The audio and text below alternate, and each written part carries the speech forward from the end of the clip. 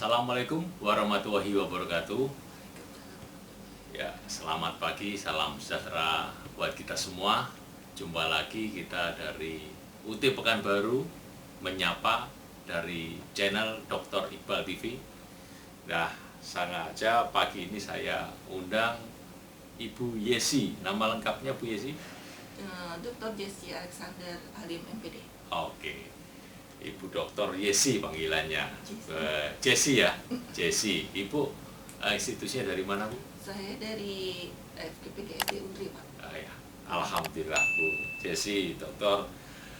Jumpa, kita mau menyapa ini para mahasiswa kita yang ada di seluruh Indonesia, Pekanbaru dan Riau khususnya, tapi ini bisa kita gunakan sebagai parameter untuk evaluasi TMK di seluruh Indonesia dan layanan luar negeri, Bu Jessie.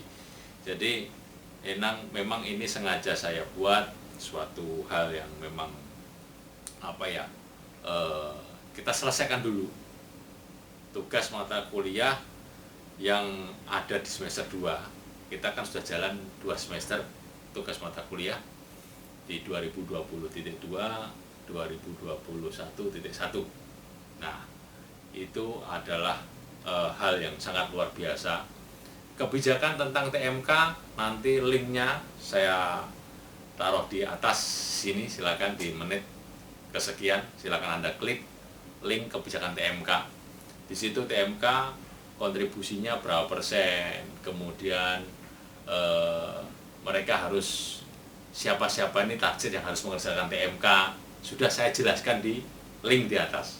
Silakan klik link di atas, Anda bisa flashback sejarah TMK seperti apa, kontribusinya beserta baca deskripsinya. Sudah saya jelaskan secara lengkap di channel YouTube saya. Nah, ini kalau kita flashback ke belakang lagi, waktunya nanti akan panjang ya Bu Dokter ya.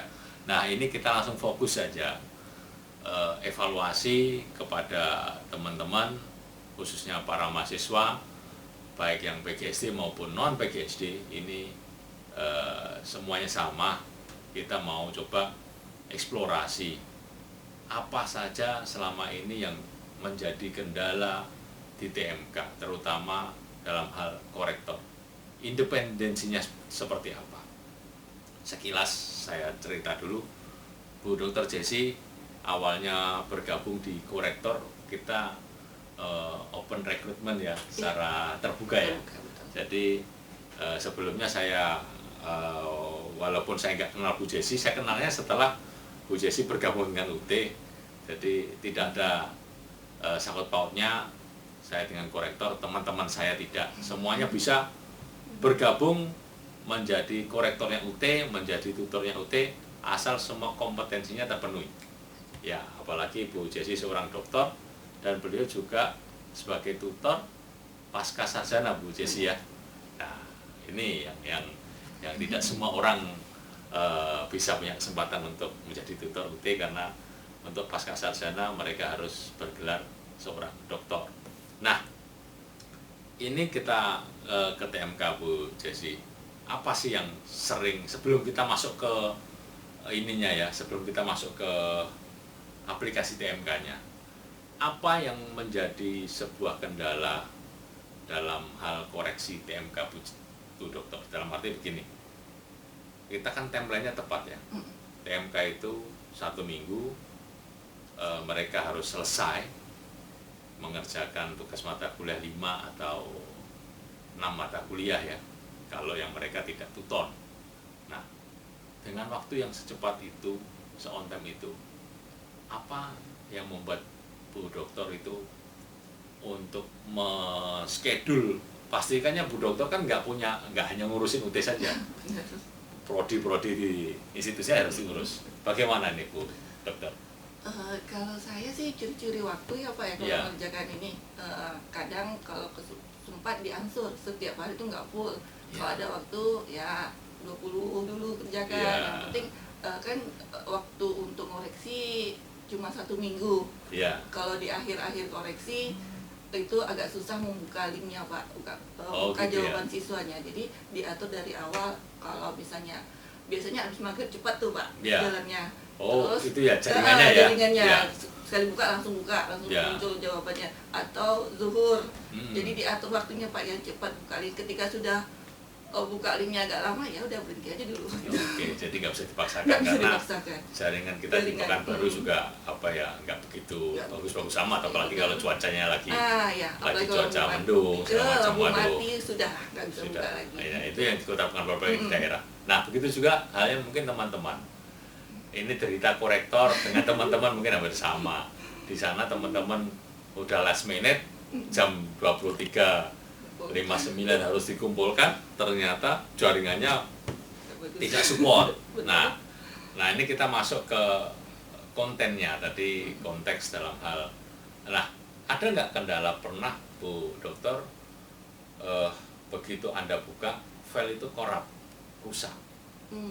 Alhamdulillah yang seperti itu tidak ada. Tidak ada ya. Tidak ada. Nah, paling yang terjadi ini ya tulisannya Tulisannya ya, yang teman-teman. Gimana gitu Iya. membacanya. Tulisan dokter ya. Bener. Iya. Terus yang nggak enaknya kita kan tahu ya yang mana copy Iya. paste dari Google. Ya. Jadi nggak diedit dulu dengan mereka. Nggak Jadi diparafrasekan. gitu. Ya. Ini di blog itu jadi tulisannya ancur-ancur kemana-mana larinya, jadi nggak Masya rapi Allah, gitu. betul. Jadi kelihatan kadang-kadang kan kalau ngambil dari Google itu ada warnanya di blog, kita kan jadi ada berwarna. Nah, itu tidak nggak dihapus. diapa-apain sama Nggak dia. diapa-apain. Masya Allah, itu ini perhatian buat semua nih teman-teman yang kalau ngambil dari Google, dari internet, dari blog atau dari apa tulisan-tulisan orang di internet, ya pakai kode etik dalam arti untuk ngerjain tugas seperti ini. Jangan di kopas langsung lah. Iya. Jadi tanda-tandanya, strap-strapnya, garis-garisnya pun masih Masih ada. nampak gitu loh. Itu kan apa? Bagaimana apa ya? Kita juga mau berempati pada teman-teman. Kalau teman-teman pun nggak responsif, dalam arti Bu Jessi juga punya mahasiswa loh, punya mahasiswa. Seandainya ada mahasiswanya pun, Bu Jessi sebagai itu kan menasihati. Ini kita kan blend review teman-teman. Blend review, Bu Jessi tidak kenal siapa Anda, di mana Anda. Bahkan Bu Jessi ini ngoreksinya bukan di Pekanbaru loh, bukan mahasiswa di Pekanbaru. Bukan. Ada dari daerah lain, nggak bisa saya sebutkan. Ada di daerah lintas pulau lah, jadi bebas. Jadi mereka bisa kita set korektor itu semua sesuai dengan rumpun ilmu, karena Bu Dr. Jessi ini adalah rumpun ilmu guru SD. Jadi mata kuliah yang berkaitan dengan keilmuan kurikulum beliau itu insya Allah bisa mulai mengertilah ibarat kontennya ini. Nah, ini yang pertama tadi, tugas dari internet di copy paste langsung tanpa menghiraukan kode etik segala macam, itu sudah kebangetan. Terus yang kebangetan apalagi itu? Lebih kebangetan yang punya temennya diambil. Pernah itu satu kelasnya untuk tugas itu hampir satu kelas, hampir 40 orang itu sama. Wah, secara berjamaah berarti ya? Iya. Waduh. Jadi pertama saya cek, satu orang, Iya, oke. Saya cek lagi, Loh, kok akhirnya waduh, banyak. Sama, titik komanya Iya, pun sama? bener. Masya Allah. Jadi saya lihat, ini bisa lah ya satu orang, nggak apa-apa lah. Iya. Dibiarkan Ya, dulu nih, kan mungkin sedikit nggak apa. Lama-lama lihat kebaca ya udah saya Iya, langsung iya, aja betul. lapor ke UT-nya gimana solusinya. Dikasih nilai minimal, terus dikasih keterangan. Jadi dikasih keterangan sama dengan nomor NIM ini gitu. Ini memang proses yang benar-benar harus teman-teman cermati ya. Jangan sampai teman-teman ini mengerjakan tugas asal sama dengan teman-teman. Oke lah, alasan waktu bagi mereka. Lalu yang korektor aja sibuknya bagaimanapun meluangkan waktu untuk keluarga, untuk pekerjaan, untuk ngoreksi di UT juga tapi teman-teman kan sebagai mahasiswa harus tahu what to do, apa yang harus dilakukan. Saatnya mengerjakan tugas, baca bahan ajar, bahan ajar saya rasa kalau PGSD itu semua full paket sudah dapat.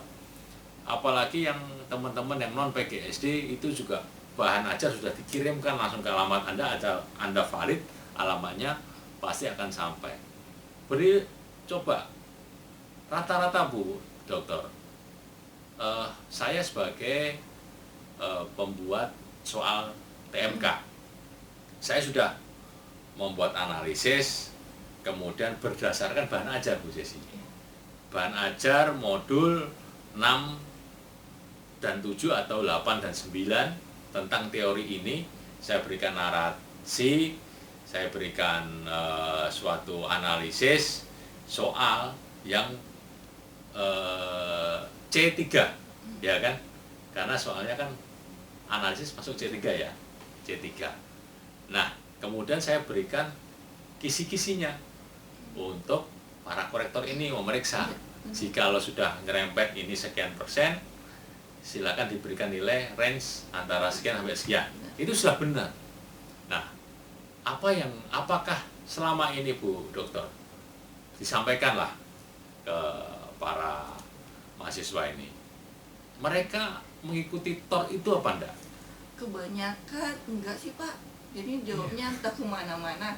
Saya yakin nih jawabannya ada di dalam buku. Iya. Tapi pengalaman selama ngajar UT ya ke daerah gitu kan, ketika pertama kali masuk itu ditanya bukunya kadang-kadang baru buka plastiknya. Gitu ya, baru belum dibaca. Masih seger ya, masih baunya. Walau plastiknya itu masih utuh gitu, belum pernah dibaca. Jadi ketika saya tanya, ini bukunya sudah pernah dibaca? Pada senyum, belum Bu, ini baru dibuka. Masya Allah. Jadi makanya fungsi tutorial tatap muka atau webinar itu sebenarnya mereka menjadi sebuah komunikasi dua arah antara tutor dengan mahasiswa, di mana mahasiswa sudah membaca bahan ajar duluan, ketemu tingkat kesulitannya di apa, kontennya apa, kemudian temanya apa yang sulit. Di ruang pertemuan dengan tutor maupun webinar virtual maupun tatap muka, itulah kesempatan untuk teman-teman menyampaikan. Nah, bagaimana jika teman-teman baru membuka bahan ajarnya pada saat pertemuan itu?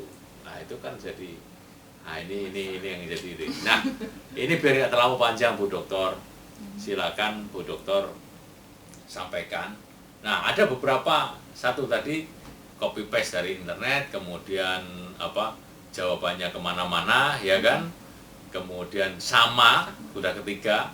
Terus ada lagi nih, saya lihat scan-nya, mohon di scan itu yang ditaruh di meja, dikasih cahaya yang bagus, atau di luar ruangan, di scan menggunakan handphone. Ini tidak, ini sebenarnya seperti TV layar cembung yang sekarang ini. Lumayan Pak, kemarin ada kakinya. Kenapa? Oh iya, kelihatan kakinya. Jadi, aduh, ini teman-teman, ini hal yang perlu evaluasi. Ini bagian dari klinik belajar. Nanti setelah ini saya launching, saya akan coba evaluasi tentang take home exam. Nanti kita cari waktu lagi, saya panggil korektor take home exam lagi.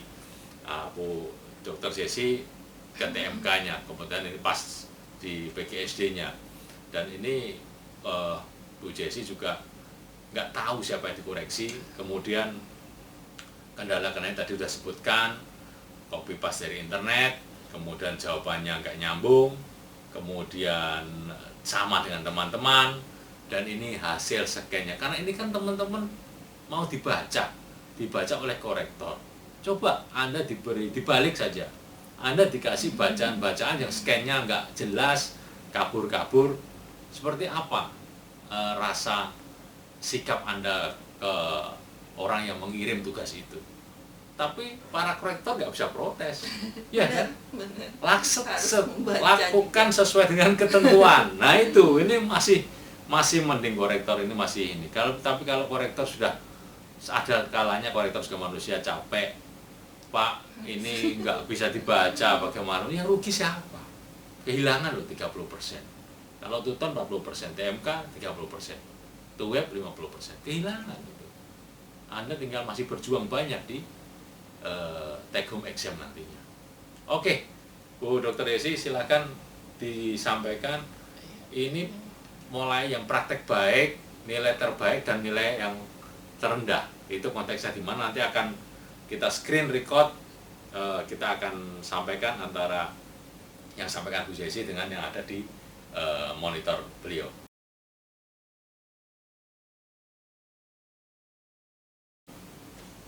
Ya, ini Bu Dr. Jessi akan melihat langsung praktek ini apa saja yang terjadi di dalam kondisi realitasnya. Jadi Bu Dr. Jessi akan mempraktekkan ini praktek baik, inilah nilai yang paling bisa ditolerir ya Bu ya, yang memang berhak mendapatkan nilai yang cukup tinggi, dan ini memang ada beberapa hal yang memang ini nggak bisa ditolerir, berarti nilainya ya sangat-sangat minim. Otomatis kita akan melihat, nah ini kita langsung, jadi kita tidak perlu identitinya seperti apa, langsung ke kontennya saja. Monggo Bu Jessi. Ya, baik, Iqbal. Ini adalah jawaban mahasiswa yang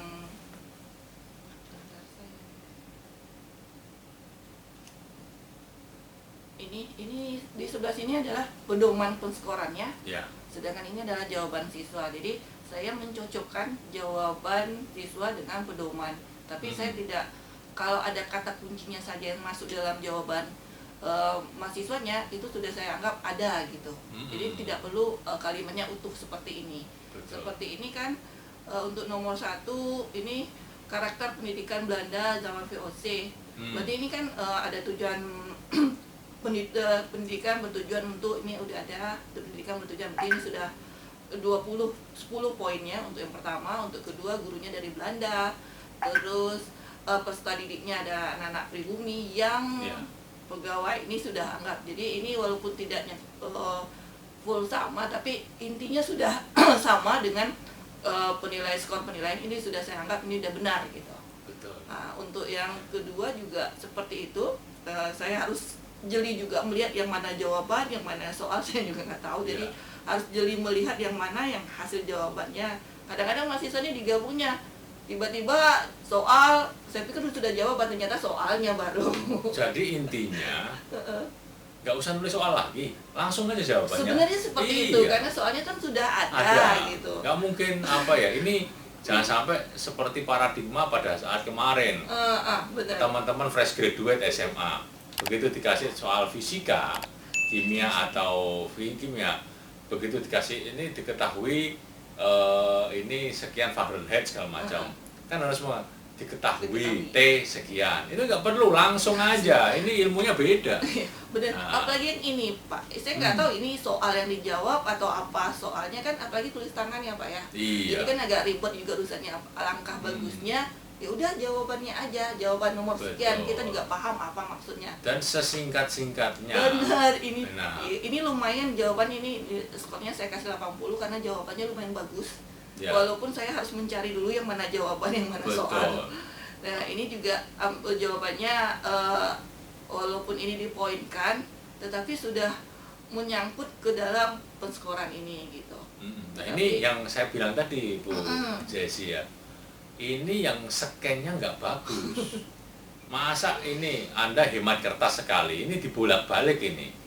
Yang sebelah sini untuk nulis, sebelah belakang juga ditulis. Harusnya kan apa ya? Ya yang gini kan harusnya nggak usah dikasih tahu lah. Ini makanya di dalam video ini saya beritahu, Anda kalau nulis tangan itu kertasnya harus beda. Jangan nulis di belakangnya. Kalaupun scan itu sisinya saja, jangan ditembuskan di belakang. Ini yang terjadi. Ini untung korektornya masih baik hati. Kalau korektornya udah capek, nah pasti akan merugikan Anda sendiri. Nah, monggo diteruskan. Oke, ini sama juga seperti itu jawabannya. Intinya ada yang beberapa kalimat di kunci jawabannya ini ada di jawaban siswanya. Jadi kan saya ngelihatnya nih maksimal skornya kan 20. Berarti kalau misalnya seperti ini ada beberapa saya kasih skornya 10, 15, 17 gitu. Kalau benar-benar bagus dan sama dengan maksud dari penskoran, saya berkasih nilai maksimum. Kalau tidak, saya kurangi dari nilai maksimum itu. Oke, jadi nggak bisa ini ya, nggak bisa kita harus fair, realitas. Jadi inilah keunggulannya UT, teman-teman. Jadi berdasarkan realitas. Bu Jessi tidak kenal Anda, apalagi saya nggak pernah titip sesuatu sama Bu Jessi tentang mahasiswa saya, mahasiswa UT, ya silahkan realitasnya. Nah ini kayak ini. Ini juga. Ini coba, masa ini jawaban seperti ini bisa dipahami lah. Ini jangan sampai ini terjadi lagi lah. Saya rasa teman-teman ini nanti saya publish di YouTube, Anda bisa menontonnya, Anda bisa mengevaluasinya, merenungkannya supaya tidak seperti ini. Silakan diteruskan Bu Jessi. Oke, ini untuk jawabannya lumayan bagus. Ya. Ada yang jawabannya saya kasih nilai 30, tapi saya kasih komentar. Ya, yang sebentar. lagi. Ini adalah aplikasi kita untuk korektor. Benar. Jadi ini datanya bisa dipertanggungjawabkan, ya kan Bu Jessi ya. Benar. Ini mereka ngupload atau tidak, ada hasilnya atau tidak, korektor memberikan nilai atau tidak, itu semua kita akan record. Semua ada jejak digitalnya. Nah, jadi tidak ada kita yang asal-asalan, itu semuanya sudah SOP. Sebelum sampai ke sini, ke arah ngisi ini, kita sudah bekali para korektor untuk mengenal aplikasi ini lebih dalam. Benar ya, Bu Jessi? Persamaan persepsi dulu. Iya, jadi Bu Jessi yang kosong-kosong itu, itu memang dia tidak mengupload tugas sama sekali. Wow, luar biasa. Jadi memang tidak mengupload tugas sama sekali. Ini ya mereka kehilangan suatu kesempatan untuk bisa punya kontribusi nilai 30% tadi. Terima kasih Mas. Ya. Ini yang plagiat tapi nggak bisa dibuka karena ini mungkin sudah selesai verifikasi, jadi nggak bisa datanya dibuka.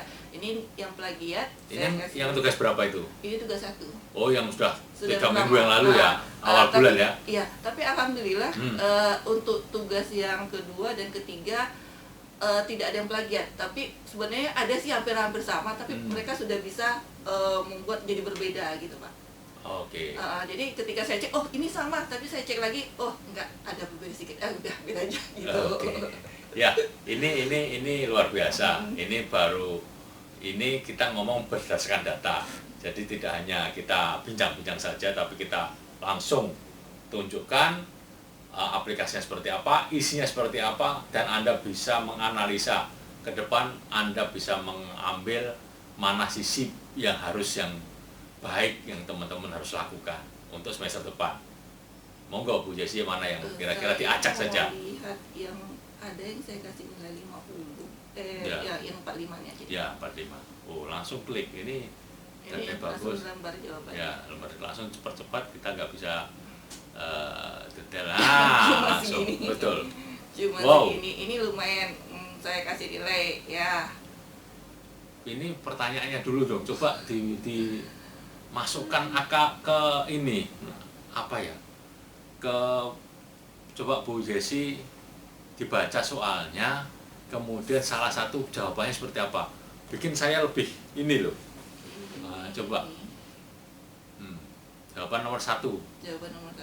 Pertanyaannya yang skornya ini langsung jawabannya. Langsung jawabannya. Pada masa ini kemerdekaan, awal undang-undang ini. Ya. Awal kemerdekaan undang-undang ini, jawabannya seperti ini gitu. Harusnya ya. Harusnya seperti ini. Undang-undang 4 tahun 2000 nomor 20 tahun 2003. 2003. Nah, otomatis kalau logika berpikirnya Anda kan harus membuka dulu Undang-Undang nomor 20 tahun 2003 tentang isinya apa. Di internet juga banyak lah. Copy aja, cari di Google pasti keluar itu undang-undang itu. Tentang intinya banyak analisis yang memang benar-benar harus teman-teman analisa dari undang-undang tersebut. Kita lihat jawabannya. Wow.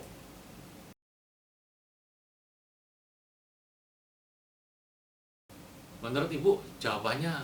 Nggak ada sih Pak. Nggak ada jawabannya, nggak ada nyambung ya? Iya. Ini bahkan kalau saya melihat secara kasat mata, ini mereka pun ngambil dari blog ini. Iya. Iya kan, karena titiknya, karena saya ngoreksi tesis, saya sering membimbing mahasiswa, yang titiknya itu dari Google udah tahu, itu nggak dirubah sama sekali. Bentuk hurufnya hanya disesuaikan menjadi Times New Roman size 12. Tapi lumayan masih diedit sedikit, Pak. Masih diedit sedikit ya, masih diedit ya. Nah, ini mereka tadi yang tugas yang pertama tadi sempat kita tampilkan yang tulis tangan. Seganya ini yang diketik ya, diketik BJT mahasiswa. Ini yang skornya Ibu berikan nilai 45. Udah baik, Pak. Udah bagus, karena apa? Nggak nyambung sama sekali. Nah, untuk yang berikutnya ada sih Pak, nyambung-nyambungnya. Nah, yang lebih parah nomor 5 cuma segini doang jawabannya. Pasnya pertanyaannya apa itu? Nomor 5 ini aspek sistem yang digunakan dalam proses difusi inovasi. Seterusnya itu aja. Nah, dia kuncinya kan difusi inovasi gitu. Ada sih difusi inovasinya. Ya, cuma itu juga. Ya, jawabannya sistem yang digunakan proses difusi inovasi tersebut adalah sistem apa itu? Sertifikasi. Sistem sentralisasi. Sentralisasi. Wow, masa jawabnya seperti itu? Mohon dah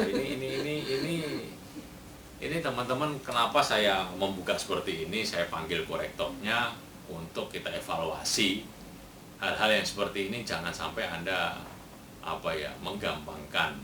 Sebenarnya kalau di bagian korektor enak Pak. Udah nggak di sini. Iya, ini nyaman korektornya. Udah kasih nilai standar di bawah standar itu pasti. Nah, ini memang inilah hal yang memang perlu nantinya kita evaluasi bersama.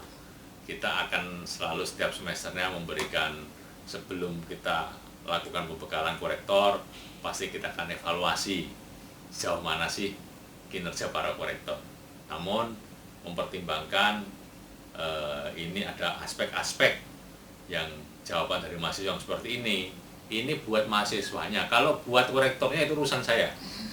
Saya dengan tim BBLBA, Bu Mary dan teman-teman dari fakultas juga akan bisa memberikan umpan balik, feedback. Tapi ini untuk mahasiswa, dari diri Anda sendiri harus sudah mulai sadar bahwa menjawab pertanyaan tugas mata kuliah itu harus lengkap sesuai dengan sabar. Makanya ini perlu waktu. Padahal ini tugas mata kuliah kan waktunya antara 1 minggu itu kan bisa diunggah maksimal berapa jam ya? Kalau enggak masih 24 jam ya. Mas 24 jam kan? 24 jam. Aman itu. Dari Anda download dan Anda unggah itu panjang waktunya. Ya, ini juga tadi sudah kita sampaikan bahwa ini perlu teman-teman renungi, perlu teman-teman evaluasi di mana letak salah dari jawaban TMK teman-teman. Ada yang kita praktek baiknya, kemudian ada yang memang jawabannya asal-asalan. Ini satu lagi, kita bikin sampling satu lagi, ini yang benar-benar sangat-sangat memprihatinkan. Ya sudah, ini harapan ke depan Bu Dr. Jessi sampaikan kepada seorang ibu, seorang korektor, menyampaikan untuk semangat ke depan seperti apa ke teman-teman mahasiswa. Sebenarnya jawaban-jawaban dari tugas-tugas ini sudah ada di dalam modul gitu. Iya. Jadi tinggal dibaca modulnya, nggak usah lah lihat internet sebagai referensi boleh, tapi intinya jawabannya ada di modul gitu. Karena Betul. di modul itu sudah lengkap semua apa yang mau kita cari gitu. Nggak mungkin soal yang diberikan itu di luar dari modul. Kalau kita cari di internet mungkin sama sih, tinggal copy paste, tapi teman-teman mahasiswanya tidak menganalisis dulu gitu, apa yang ditanya, apa yang dijawab, tinggal nyambung sedikit tinggal dimasukkan gitu ke jawaban. Itu tidak benar sih sebenarnya. Alangkah bagusnya teman-teman mahasiswa ini ya cek modul deh, itu intinya sih Pak. Iya. Karena saya sadar Baca, modulnya baca. Pasti Baca. ada di modul jawabannya, Baca. tidak ada yang nggak di modul. Iya. Nah, ini pun ada kode etiknya. Anda mengambil jawaban dari modul juga menurut pemikiran Anda, karena ini kita pun dibekali untuk sebagai pembuat soal itu harus grade-nya sekian, C3, soalnya analisis. Nggak mungkin teman-teman baca di modul langsung Anda ketik itu kan. Sesuai dengan ini kan apa ya? Anda mahasiswa UT diciptakan di grade supaya Anda mempunyai daya pikir yang kritis, daya jangkau yang luas, global gitu loh. Nah, tapi kalau Anda tidak support segala macam ya, kita akan ini ya sulit untuk mendorong teman-teman untuk menjadi seorang kompetitor yang lebih baik lagi.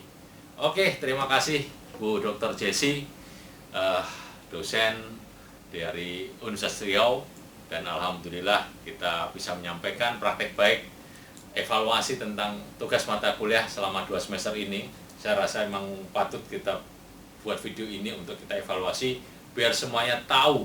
Ini memang sedikit panjang videonya, tapi ini memang konten yang memang harus teman-teman tahu, supaya teman-teman lebih hati-hati, lebih pengalaman dalam hal mengerjakan tugas mata kuliah. Dan ini bagian dari klinik tugas belajar kepada teman-teman supaya lebih siap dalam mengerjakan tugas mata kuliah di semester-semester berikutnya. Sampai ketemu lagi, salam sehat selalu, jaga selalu protokol kesehatan, dan insya Allah kita selalu dalam lindungan Allah Subhanahu wa Ta'ala. Terima kasih Bu Dr. Jessi, sampai ketemu lagi. Assalamualaikum warahmatullahi wabarakatuh.